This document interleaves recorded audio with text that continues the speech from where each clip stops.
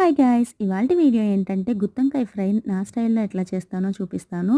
ముందుగా వంకాయలను శుభ్రం చేసుకొని, ఇలాగ మధ్యలో కట్ చేసుకొని, సాల్ట్ పెట్టుకొని పక్కన పెట్టుకోవాలి. ఆ తర్వాత డీప్ ఫ్రైకి సరిపడా ఆయిల్ తీసుకొని, వీటిని ఫ్రై చేసుకొని పక్కన పెట్టుకోవాలి.